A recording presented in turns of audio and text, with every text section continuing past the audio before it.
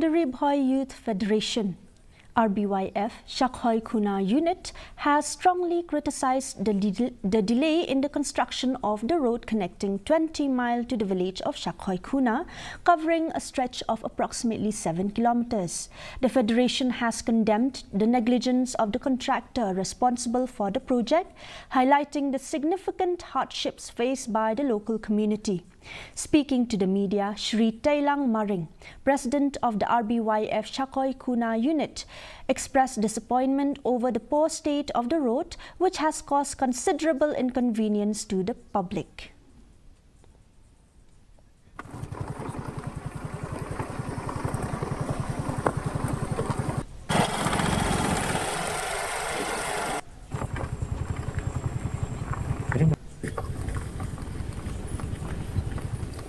Ngadap da kajin sukhia namar lada kontraktor umla ban pentrei de balai uti pat yakan ka serok jengi mansua namar mansua ban yat ka kali nyedang khamsok kali kawan te kadba hadin baki la dapti ki ong ban repairing no da ka bathamai kila ti kila pan prai kan ka serok te ma haduk menta kim padap ya kata kakam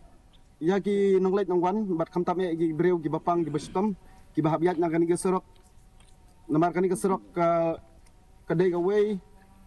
kalti lane utit snam bang ilak benong